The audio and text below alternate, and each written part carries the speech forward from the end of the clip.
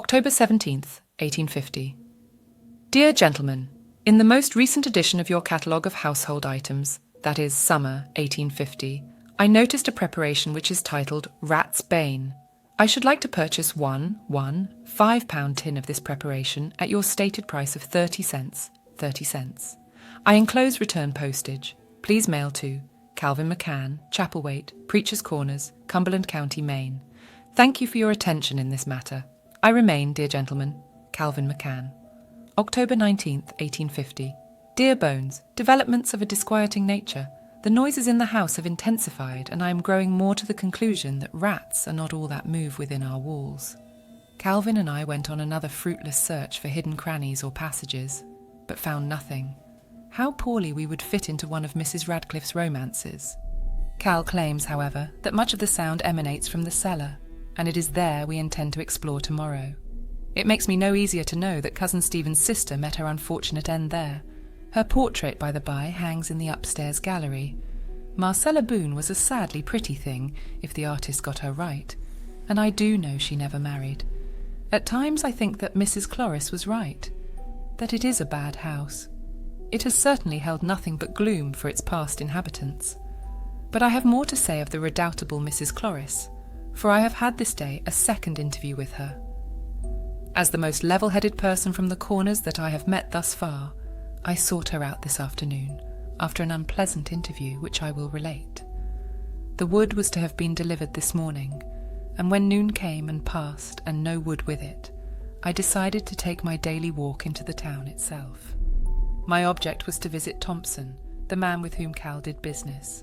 It has been a lovely day, full of the crisp snap of bright autumn, and by the time I reached the Thompsons' homestead, Cal, who remained home to poke further through Uncle Stephen's library, gave me adequate directions. I felt in the best mood that these last few days have seen, and quite prepared to forgive Thompson's tardiness with the wood. The place was a massive tangle of weeds and fallen-down buildings in need of paint. To the left of the barn, a huge sow, ready for November butchering, grunted and wallowed in a muddy sty, and in the littered yard between house and outbuildings, a woman in a tattered gingham dress was feeding chickens from her apron. When I hailed her, she turned a pale and vapid face toward me. The sudden change in expression from utter, doltish emptiness to one of frenzied terror was quite wonderful to behold.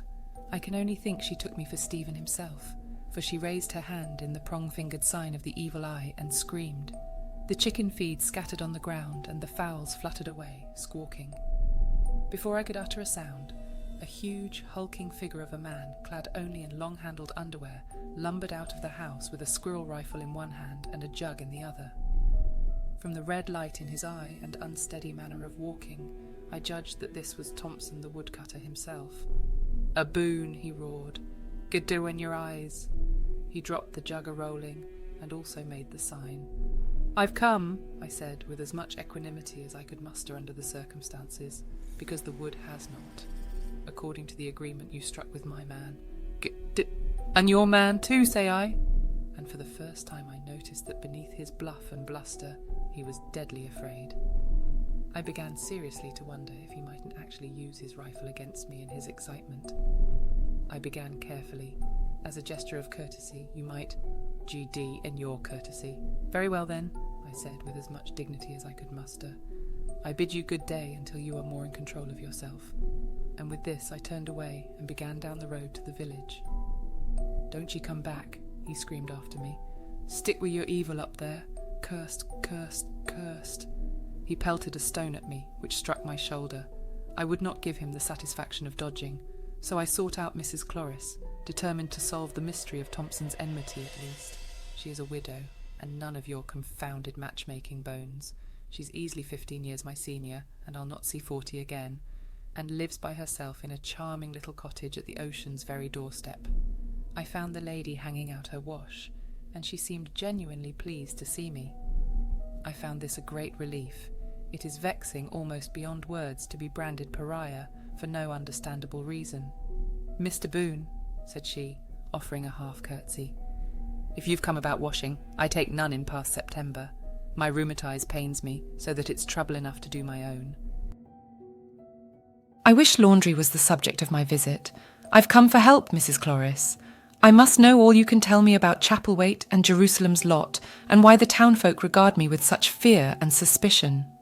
Jerusalem's lot? You know about that, then? Yes, I replied, and visited it with my companion a week ago. God! She went pale as milk and tottered. I put out a hand to steady her. Her eyes rolled horribly, and for a moment I was sure she would swoon. Mrs. Cloris, I'm sorry if I've said anything to... Come inside, she said.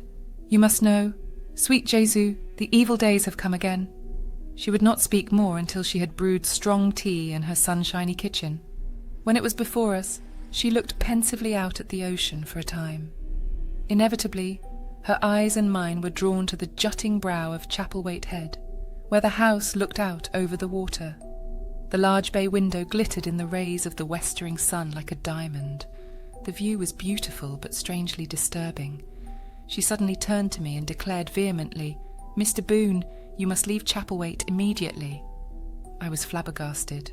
There has been an evil breath in the air since you took up residence. In the last week, since you set foot in the accursed place, there have been omens and portents. A call over the face of the moon, flocks of whippoorwills which roost in the cemeteries. An unnatural birth. You must leave. When I found my tongue, I spoke as gently as I could. Mrs. Cloris, these things are dreams. You must know that. Is it a dream that Barbara Brown gave birth to a child with no eyes? Or that Clifton Brockett found a flat, pressed trail 5 feet wide in the woods beyond Chapelwaite, where all had withered and gone white? And can you, who have visited Jerusalem's lot, say with truth that nothing still lives there? I could not answer. The scene in that hideous church sprang before my eyes. She clamped her gnarled hands together in an effort to calm herself. I know of these things only from my mother and her mother before her. Do you know the history of your family as it applies to Chapelwaite? Vaguely, I said. The house has been the home of Philip Boone's line since the 1780s. His brother Robert, my grandfather, located in Massachusetts after an argument over stolen papers. Of Philip's side I know little, except that an unhappy shadow fell over it, extending from father to son to grandchildren. Marcella died in a tragic accident, and Stephen fell to his death. It was his wish that Chapelwaite become the home of me and mine, and that the family rift thus be mended. Never to be mended, she whispered. You know nothing of the original quarrel? Robert Boone was discovered rifling his brother's desk. Philip Boone was mad, she said, a man who trafficked with the unholy. The thing which Robert Boone attempted to remove was a profane Bible writ in the old tongues, Latin, Druidic, others, a hell book. De vermis mysterious, she recoiled as if struck. You know of it? I have seen it, touched it. It seemed again she might swoon. A hand went to her mouth as if to stifle an outcry. Yes, in Jerusalem's lot, on the pulpit of a corrupt and desecrated church. Still there then. She rocked in her chair. I had hoped God in his wisdom had cast it into the pit of hell.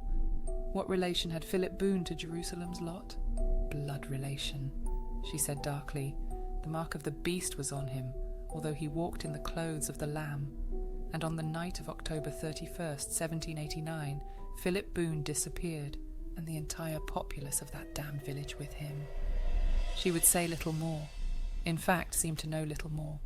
She would only reiterate her pleas that I leave, giving as reason something about blood calling to blood, and muttering about those who watch and those who guard.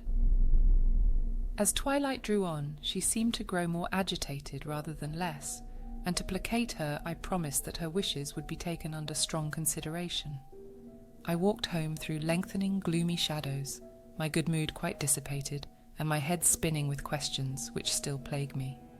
Cal greeted me with the news that our noises in the walls have grown worse still, as I can attest at this moment. I try to tell myself that I hear only rats, but then I see the terrified, earnest face of Mrs. Cloris. The moon has risen over the sea, bloated, full, the colour of blood, staining the ocean with a noxious shade. My mind turns to that church again, and here a line is struck out. But you shall not see that, Bones, it is too mad. It is time I slept, I think. My thoughts go out to you. Regards, Charles.